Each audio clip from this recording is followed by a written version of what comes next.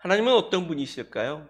하나님은 의로우신 재판장이라고 오늘 본문에서 이 다윗이 고백하고 있습니다.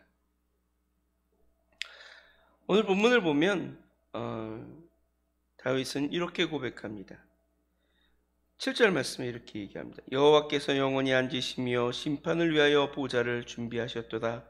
공의로 세계를 심판하시며 정직으로 만민에게 판결을 내리시리로다. 아멘. 주님은 공의로우신 재판장이십니다. 의로우신 재판장이십니다. 그래서 모든 만민 앞에 오직 정직으로, 진실함으로, 진리로 판결을 내리셔서 그 어떤 사람도 억울하지 않게 하시는 분, 그분이 바로 우리 하나님인 줄로 믿습니다. 근데 우리가 세상을 살다 보면 억울한 일을 당할 때가 많죠. 내가 잘못한 것이 없는데 악인들에 의해서 괴롭힘을 당하고 갑자기 나의 어떤 모든 정말 권리를 빼앗기게 되고 나의 모든 소유를 빼앗기는 경우도 있죠.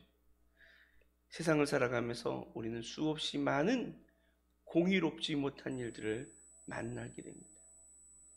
정직하고 정의로운 자가 압제당하고 핍박당하고 억울하게 해를 입는 경우가 너무나도 많습니다. 그럴 때마다 우리가 고민하는 것은 그런 거 아니겠어요? 과연 우리가 정의롭게 살아도 되는 것일까요? 우리가 과연 정직하게 사는 것이 옳은 일일까? 정직한 자들이, 정의로운 자들이, 하나님 앞에서 더 선하고 아름다운 삶을 살아가려고 하는 자들이 오히려 손해를 보고 핍박을 당하고 압제를 당하는데, 그래도 여전히 우리가 정의롭게 선하게 아름답게 그렇게 살아가려고 몸부림쳐야 하는 것일까? 이런 생각이 빠질 때도 많이 있습니다. 그래서 성경에서도 보면요, 악인의 형통함을 보고 정말 부러워하지 말고 그들을 정말 따르려고 하지 말라고 성경은 분명히 얘기합니다. 왜냐하면 악인들이 형통하는 경우가 많기 때문입니다. 의인들은 압제와 고난을 당하고 악인들이 오히려 더 승승장구 잘 사는 것 같이 보일 때가 많기 때문입니다. 그러나 분명한 사실은 결코 그들이 이 땅에서 영원히 형통할 수 없다는 거예요. 영원히 승승장구할 수 없다는 거예요. 반드시 하나님 앞에서 공의의 심판을 받게 될 것이라는 것이죠. 그러므로 우리가 이 땅에서 정말로 아무리 압제당하고 아무리 억울한 일을 당해도 여전히 정의롭게 선하게 아름답게 살아가야 할 이유가 있다는 것입니다. 결국 의인이 승리할 것이기 때문입니다. 결국 정직하고 정의로운 자가 승리할 것이기 때문입니다. 다윗이 바로 그 증인입니다. 오늘 본문에서 그는 이렇게 고백하죠. 3절 말씀에 2절부터 읽습니다. 내가 주를 기뻐하고 즐거워하며 지존하신 주의 이름을 송축하리니 내 원수들이 물러갈 때에 주 앞에서 넘어져 망함이니이다. 주께서 나의 의와 송사를 변호하셨으며 보좌에 앉으사 의롭게 심판하셨나이다. 하나님이 의롭게 심판하심으로 말미암아 그리고 나의 억울함을, 나의 정말 정의로움을 변론해 주심으로 말미암아 어때요? 내 원수들은 누구예요? 악인들입니다. 그들은 물러가다가 결국 넘어져서 망하게 되었다는 사실을 그가 고백하고 있는 거예요. 그가 선포하고 있는 거예요.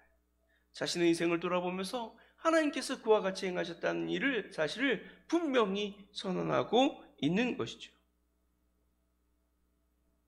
그는 6절에서 또 이렇게 고백합니다. 원수가 끊어져 영원히 멸망하였사오니 주께서 무너뜨린 성읍들을 기억할 수 없나이다.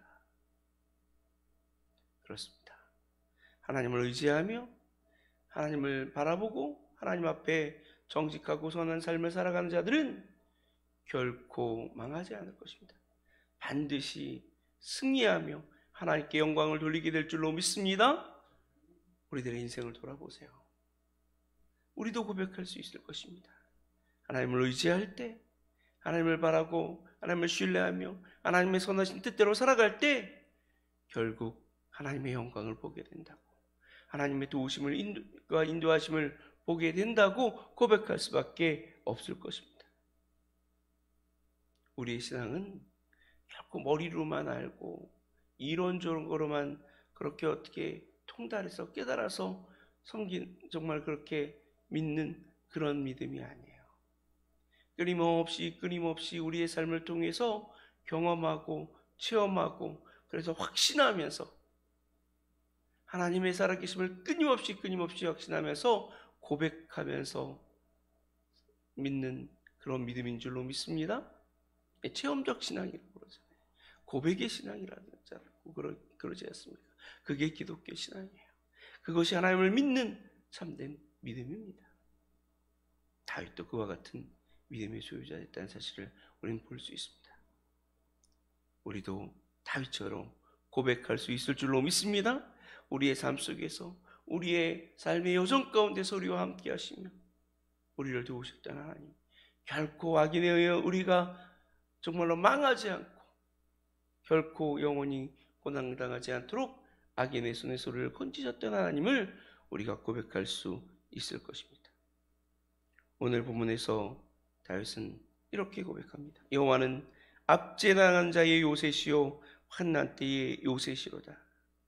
여호와여, 주의 이름을 아는 자는 주를 의지하오리니 이는 주를 찾는 자들을 버리지 아니함이시니이다. 이 고백이 누구에게 들어서 하는 고백일까요? 이 고백이 어떤 서적을 보고 그 서적에서 배워서 하는 고백일까요? 아니에요. 자신이 환난 때에, 자신이 정말로 고난당할 때에 하나님을 의지하고 하나님께 피하였더니 결코 그 누구도 자신을 해할 수 없었다고 하는 그런 체험의 고백인 줄로 믿습니다. 이 같은 하나님의 은혜와 하나님의 돌보심의 역사를 경험하며 살아가는 저와 여러분 되시기를 바랍니다. 하나님은 의로우신 재판장이라고, 공의로우신 재판장이라고, 결코 나를 정말로 억울함 가운데 버려두지 아니하시고 반드시 하나님의 영광을 나타내게 되실 것이라고, 그렇게 경험하고 체험하며 고백하며 살아가는 저와 여러분이 되시길 바랍니다. 그러려면 어떻게 해야 돼요? 정의롭게 행해야 합니다. 정직하게 살아가야 합니다. 하나님께 피하는 자가 되어야 될 줄로 믿습니다. 그럼 반드시 우리가 주의 은혜를 경험하고 그분을 높이며 그의 공의로우심을, 정의로우심을 선포하게 될 것입니다. 항상 주님을 의지하고 하나님 앞에 정직하고 선한 삶을 살아가므로 주님의 놀라우신 은혜를 경험하고 그의 공의로우심을, 그의 선하심을 찬양하며 선포하며 살아가는 저와 여러분 되시기를 주님의 이름으로 간절히 축원합니다.